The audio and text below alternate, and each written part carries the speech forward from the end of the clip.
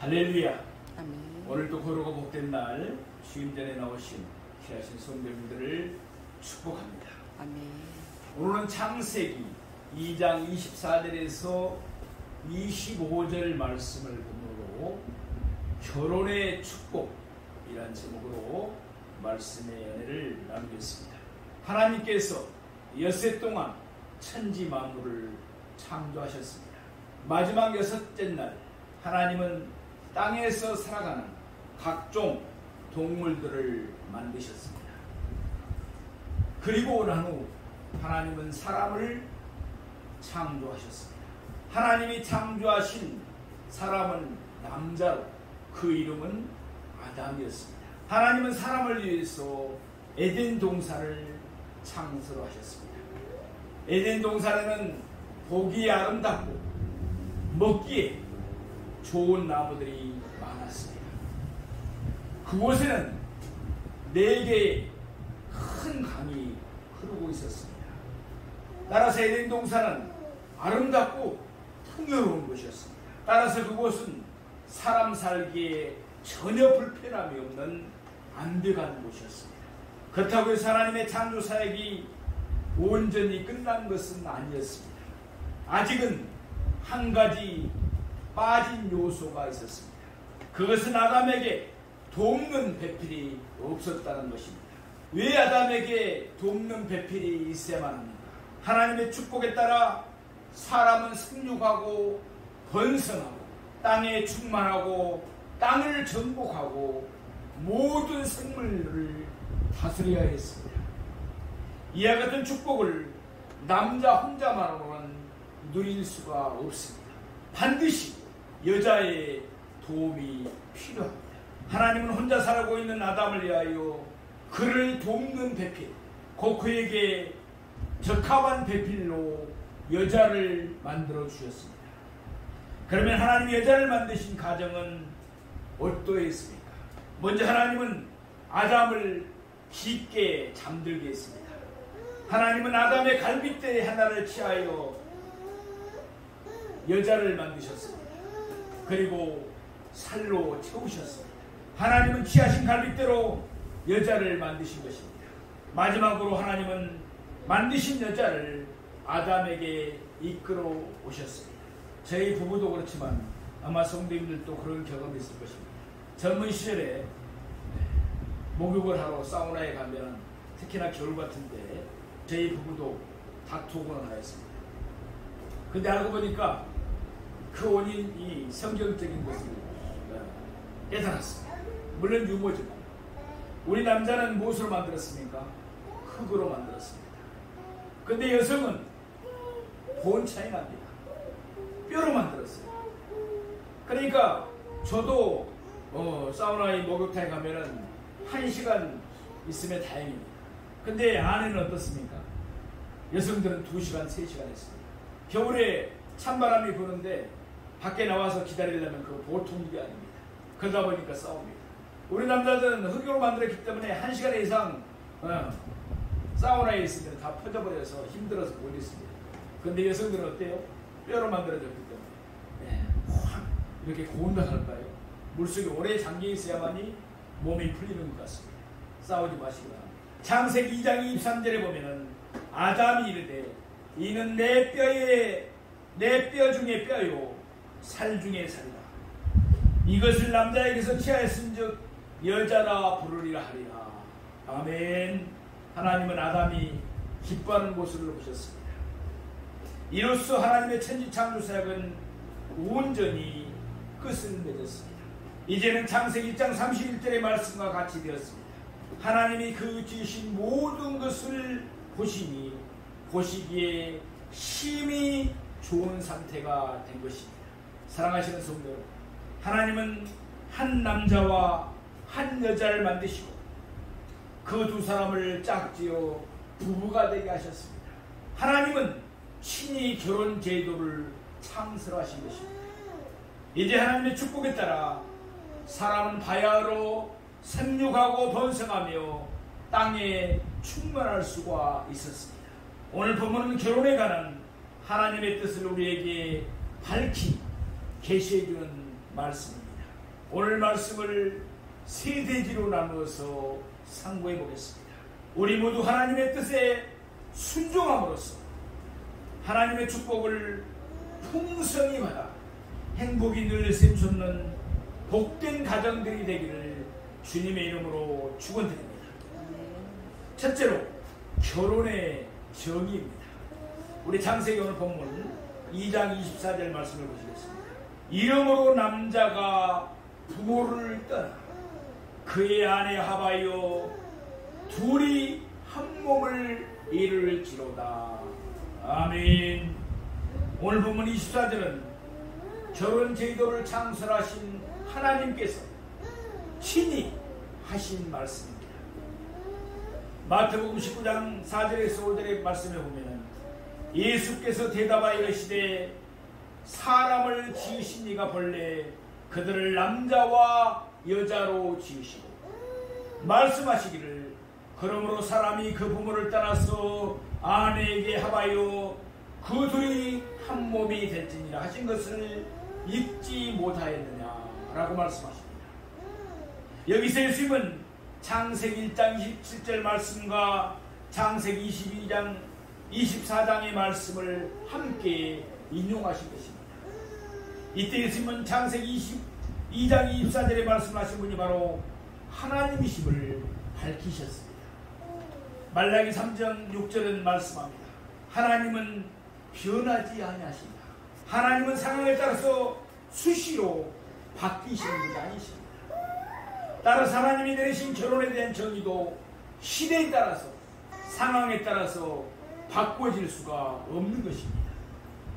결혼은 한 남자와 한 여자가 연합해서 한 몸을 이루는 것입니다. 따라서 두 남자가 연합하거나 두 여자가 연합한다고 해서 합한다고 해서 결혼이 성립되는 것이 아닙니다. 세상 법은 타락해서 그것을 결혼으로 인정하는 경우도 많습니다. 그렇죠. 미국의 일부 주라든지 호주 같은 나라도 동성 결혼을 법적으로 허용했습니다. 그러나 하나님은 결코 그것을 결혼으로 간주하지 않는다는 것입니다. 생각해 보십시오. 예, 하나님이 사람을 만드시되 남자와 여자로 만드셨습니다. 왜 하나님이 한 남자와 한 여자를 짝지어서 부부가 되게 하셨습니까? 생육하며 번성하며 땅에 충만하라는 하나님의 축복을 이루게 하신 줄로 믿습니다. 그래서 그와 같은 축복을 이룰 수가 있습니다. 결코 없습니다.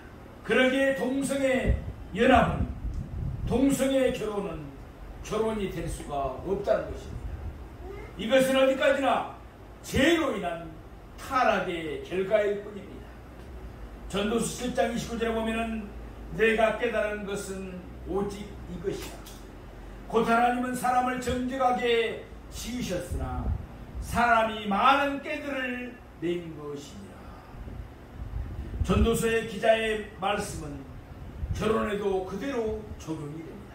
본시 결혼은 한 남자와 한 여자가 합하여 한 몸을 이루는 것입니다.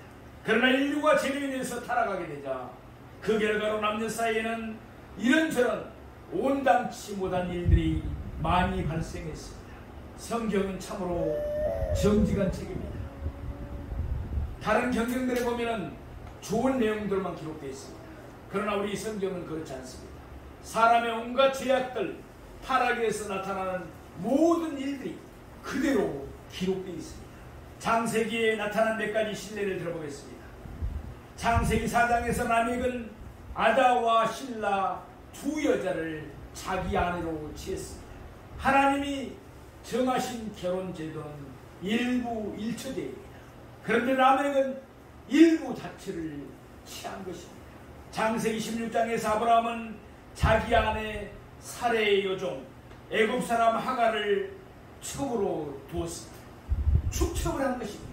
뿐만 아니라 아브라함은 자기 아내 사레를 두고서 다른 여성과 동침함으로 간통을 행했습니다. 창세기 19장에는 소돔 사람들의 제약이 나오고 있습니다. 그들은 롯을 찾아온 나그네들과 상관하기 위해서 노새 집으로 쳐들어왔습니다. 한마디로 그들은 동성애를 즐기려 했던 것입니다. 그들에게 새긴 바 남색, 소돔이라는 단어가 나왔습니다.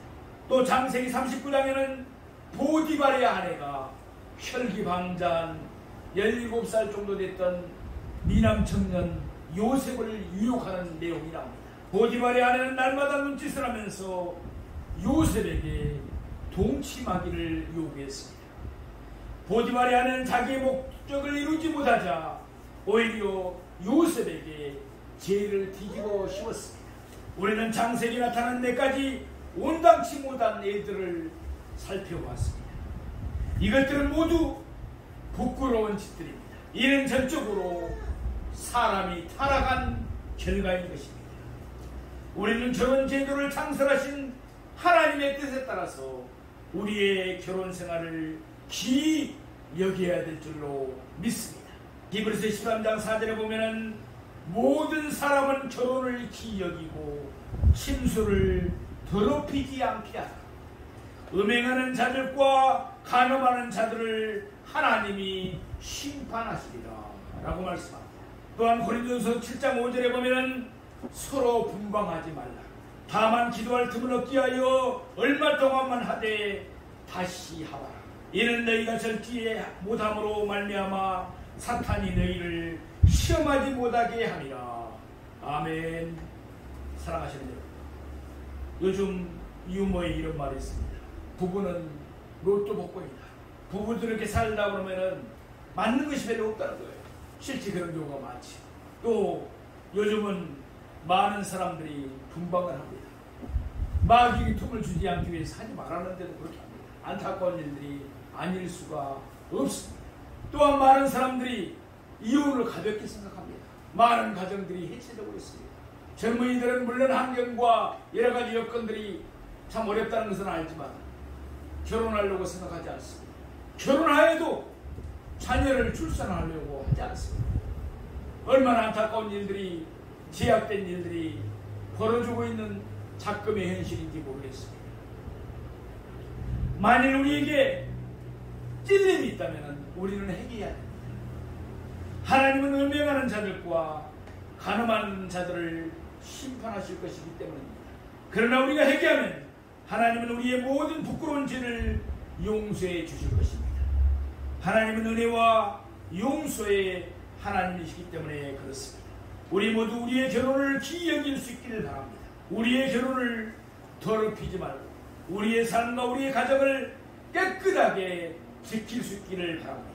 그러므로 우리 모두 하나님의 축복을 풍성히 누리는 행복한 가정들이 다 되시기를 주님의 이름으로 축원합니다. 두 번째, 결혼의 요소입니다. 우리 창세기 오늘 2장 24절 말씀을 다시 보시겠습니다. 이러므로 남자가 부모를 떠나 그의 아내 하와이요 둘이 한 몸을 이룰지로다. 아멘. 우리는 본문을 통해서 결혼에는 세 가지 요소가 포함되어 있음을 볼 수 있습니다. 첫째 뭡니까? 남자가 부모를 떠나는 것입니다. 둘째, 남자가 그 아내와 합하는 것입니다. 세 번째, 둘이 한 몸을 이루는 것입니다. 이 세 가지 요소를 우리 차례대로 한번 상고해 보겠습니다. 첫 번째, 남자가 여자를 떠나는 것입니다. 떠난다는 말의 의미를 분명하게 파악하기 위해서 결혼의 두 번째 요소와 연계해서 생각해 볼 필요가 있습니다. 남자가 부모를 떠나는 이유와 목적은 그 아내와 연합하기 위해서, 합하기 위해서. 사람은 결혼을 위해서 남편과 아내가 연합을 해야만 혼자 사는 것에서 벗어날 수가 있습니다. 그때 비로소 사람은 생육하고 번성하는 하나님의 명령을 순종할 수가 있게 되는 것입니다. 아울러 그때 비로소 사람은 하나님이 그들에게 허락하신 축복을 누릴 수가 있습니다. 따라서 여기서 떠난다는 말은 혼자 사는 것에서 벗어나는 것을 의미합니다. 사람이 아무리 부모나 형제들과 함께 산다고 해도 결혼을 하기 전까지는 혼자 사는 것에서 벗어나지 못합니다. 이는 곧 생육하고 번성하라는 하나님의 축복에서 동떨어진 것입니다. 두 번째, 남자가 그 아내와 합하는 것입니다. 남자가 부모를 떠나는 것은 그 아내와 합하기 아닙니다. 여기 합이라는 오된 번역된 단어의 원래의 뜻은 떨어지지 않을 정도로 강하게 달라붙은 것을 말합니다. 사람이 결혼을 하기 전에는 가장 가까운 관계가 누구입니까? 자기와 부모입니다. 그러나 결혼을 하고 나면 그보다도 더 강하고 더 긴밀한 관계가 새롭게 생기는 것입니다. 바로 부부관계입니다. 그래서 우리가 잘 아는 대로 부모와 자녀 관계는 몇 촌입니까? 1촌입니다. 그러나 부부 사이는 무촌인 것입니다. 제일 가깝다는 것입니다. 따라서 부모는 자기 자녀들의 결혼을 결코 소홀히 여길 수가 없습니다. 일단 결혼을 하게 되면 부모와 자녀의 관계보다도 더 강한 부부관계가 새롭게 정립되기 때문에 그렇습니다. 그러기에 부모는 그 자녀들이 결혼하기 전에 기도하며 최선을 다해 그들을 지도해 주셔야 합니다. 예컨대 아브라함은 그의 아들 이삭이 하나님을 믿지 않은 가나안 여자와 결혼하는 것을 원치 않았습니다. 그래서 그는 자기의 종을 자기의 고향으로 보냈습니다. 그리고는 그곳에서 하나님이 인도해 주신 여자 리브가를 데려가서 이삭의 아내로 삼게 하셨습니다. 아울러 자녀들은 부모의 간섭을 받지 않고 자기가 원하는 사람과 무조건 결혼해야 되겠다는 생각을 버려야 합니다. 특히 예적인 것, 학력이나 재산이나 또는 인물이나 이런 것을 보고 무조건 청년 시절의 혈기로 인해서 결혼해야 되겠다는 생각을 버려야 한다는 것입니다. 일단 결혼하면 뗄 수 없을 정도로 강한 관계가 성립이 됩니다. 따라서 나중에 가서 잘못했다고 후회하지 말고 부모의 지시를 잘 받아야 하는 것입니다. 잠언서 19장 14절 말씀을 보면은 집과 재물은 조상에게서 상속하거니와 슬기로운 아내는 여호와께로 말미암느니라. 아멘. 슬기로운 아내가 누가 주신다고요? 여호와 하나님께서 주신다는 것입니다. 사랑하시는 성도 여러분, 하나님은 우리의 생사복을 홀로 주관하십니다. 우리의 결혼을 홀로 주관하시는 분도 역시 하나님이십니다. 따라서 우리에게 슬기로운 아내를 주시는 분도 하나님이십니다. 우리에게 믿음직한 남편을 주시는 분도 하나님이십니다. 창세기 24장 63절을 보면은 이삭이 저물 때에 들에 나가 묵상했다는 말씀이 나옵니다. 이삭은 그때 그곳에서 자기의 아내를 구하러 간 종을 위해서 아마 기도했을 것입니다. 아울러 그는 자기 아내를 맞이하기 위한 마음의 준비를 위해서 묵상하고 있었을 것입니다. 결혼은 참으로 중요한 일입니다. 이는 남자와 여자가 합해서 부모보다도 더 가깝고 더 강하고 더 긴밀한 관계가 형성되는 일이기 때문에 그렇습니다. 따라서 결혼을 앞두고 있는 이들, 특별히 청년들은 많이 기도하면서 그 일을 하나님에게 온전히 맡기기를 바랍니다. 이미 결혼하셨습니까? 하나님께서 나에게 딱 맞는 남편을 주시고 아내를 주셨다는 것을 명심하시기 바랍니다. 우리 남편은 도저히 아니야. 우리 아내는 도저히 아니야. 이것은 성경적이 아닙니다. 남편은 슬기로운 아내를 허락하신 하나님께 감사하셔야 됩니다. 또한 아내는 믿음직한 남편을 허락하신 하나님께 감사하면서 사셔야 합니다. 우리에게 귀한 배필을 허락하시고 우리를 짝 지어서 부부가 되시게 하신 분은 바로 하나님이십니다. 세 번째 보면 둘이 한 몸을 이루는 것입니다. 하나님은 아담을 흙으로 만드셨습니다. 그러나 하와의 경우는 흙으로 만들지 않고 뭘로 만드셨습니까? 아담의 갈비뼈로 만드셨습니다. 하와는 아담과 별개의 존재로 만들어진 것이 아니고 아담의 몸의 일부로 그러니까 갈비뼈로 일부분으로 만들어진 것입니다. 다시 말해서 아담과 하와는 본래 한 몸이었는데 둘이 된 것입니다. 따라서 아담은 결혼을 통해서 바로 자기 자신의 뼈와 살을 되찾은 것입니다. 그러기에 아담은 하와를 보면서 이는 내 뼈 중에 뼈요 살 중에 살이라고 말했던 것입니다. 이와 같은 맥락에서 볼 때 결혼은 다른 사람을 찾은 것이 아닙니다. 결혼은 자신의 갈빗대 곧 자신의 뼈와 살을 되찾은 것입니다. 둘로 나누어졌던 것이 다시금 본래 하나로 되돌아가는 것이 바로 결혼인 것입니다. 마태복음 19장 6절 말씀입니다.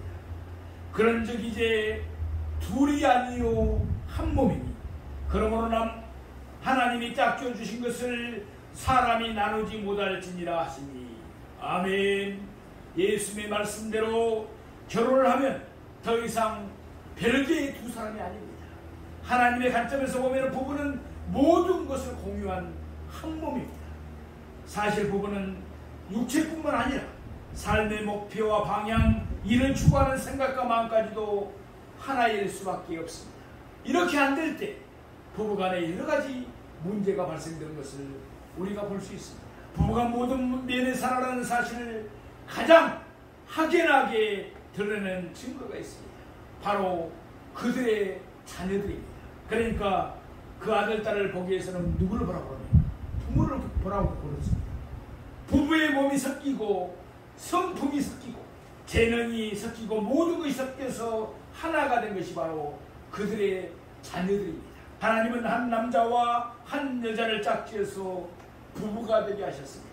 이제 부부는 둘이 아닙니다. 그들은 한 몸이요 하나입니다. 따라서 부부는 나누어질 수가 없습니다. 남편의 몸이 아프면 아내의 몸도 아픈 것입니다. 아내의 몸이 아프면 남편의 몸도 아픈 것입니다. 아내의 마음이 상해 있으면 남편의 몸도 상합니다. 남편의 마음도 상합니다. 아내의 마음이 상해 있으면 남편의 마음도 상해 있는 것입니다.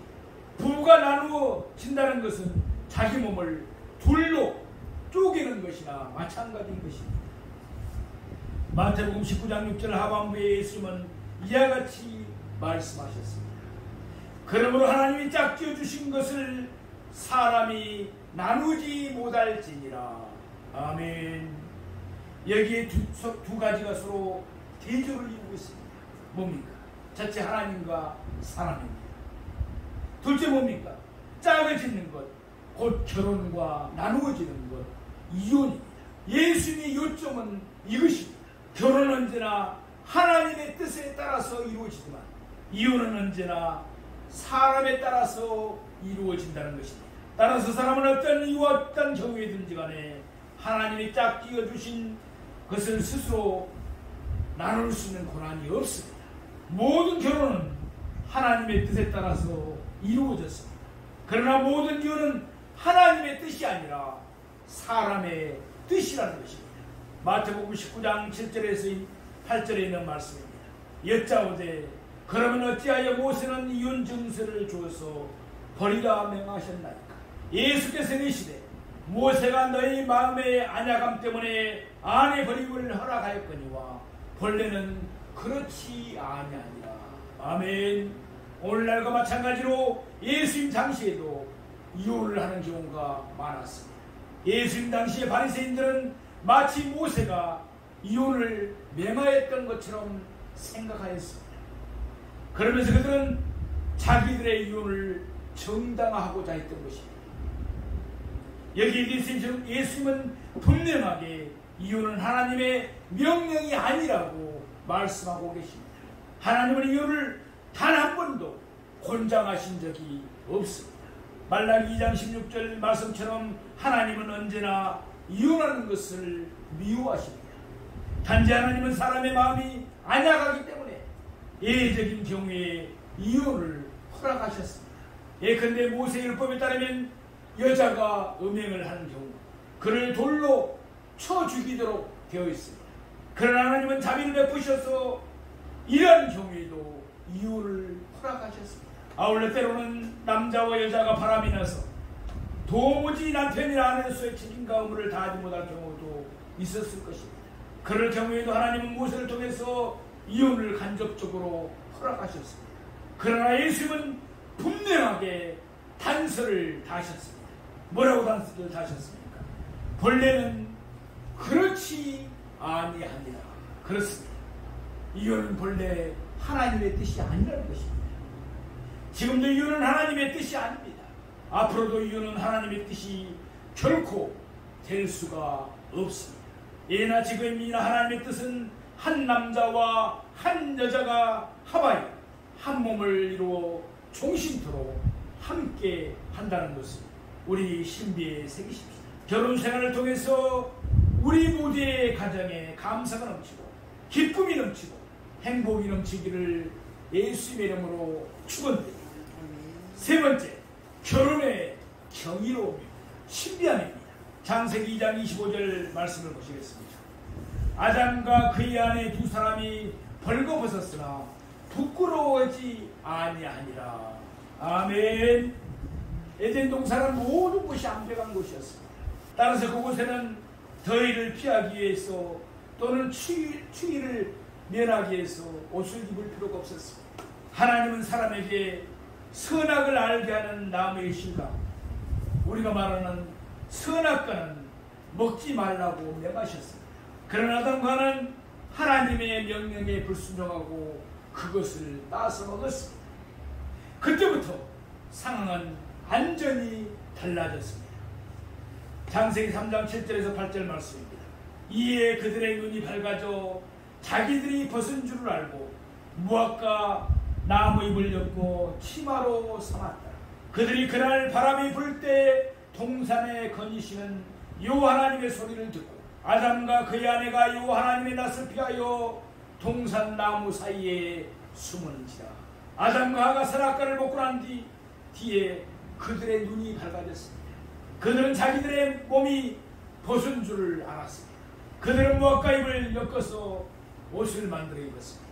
그들은 그것으로 자기들의 벌거벗은 몸을 가리웠습니다. 그리고는 하나님을 피하여 숨었습니다. 이와 같이 아담과 하가 죄를 짓게 되자 그들은 자신들의 벌거벗음을 부끄러워하게 되었습니다. 그래서 그들은 자신들의 수치를 스스로 가리고자 했습니다. 그리고는 하나님 앞에 나타나지를 못하고 숨으로 들였습니다. 숨고자 했던 것입니다. 우리도 마찬가지입니다. 우리에게 떳떳하지 못한 감정, 제약된 일이 있을 때 우리는 부끄러움을 느낄 수밖에 없습니다. 이것은 예수를 믿는 우리뿐만 아닙니다. 세상 사람들도 그렇습니다. 왜요? 모든 사람에게 하나님은 양심이라는 율법을 주었기 때문에 양심의 가책을 느낀다는 것이죠. 우리 자신에게도 부끄럽고 다른 사람에게도 부끄럽고 무엇보다도 모든 것을 감찰하시는 하나님 앞에 서기가 두려울 수밖에 없는 것입니다. 그러므로 우리를 수치스럽게 만드는 죄악과는 피를 흘리기까지 싸워야 되는 것입니다. 창세기 3장 21절 말씀입니다. 여호와 하나님이 아담과 그의 아내를 위하여 가죽옷을 지어 입히시니라. 아멘. 사랑하시는 성도 여러분, 우리 모두는 그 언젠가 하나님의 심판대 앞에 서야 합니다. 하나님의 심판대. 우리의 죄를 그대로 가지고는 설 수가 없습니다. 죄로 인한 우리의 수치를 가리어야만 합니다. 우리 서로 무화과 나뭇잎을 엮고 치마를 했다고 해서 우리의 수치가 가려지는 것은 아닙니다. 우리는 하나님이 우리를 위해서 만들어주신 가죽옷을 입어야 합니다. 우리는 우리를 위하여 십자가에 달려 돌아가신 하나님의 어린 양 우리 주 예수 그리스도로 옷 입어야 될 줄로 믿습니다. 그래야 할 때 비로소 우리의 죄로 인한 모든 수치가 온전히 가려주는 줄로 믿습니다. 날마다 우리 주 예수 그리스도와 동행하며 빛 가운데로 걸어가는 우리의 모든 삶이 되기를 바랍니다. 그러므로 우리 모두 하나님의 축복을 풍성히 누리며 기쁨과 즐거움과 감사함이 넘치는 우리 모두의 가정들이 되기를 주님의 이름으로 축원드립니다. 아멘. 기도하겠습니다.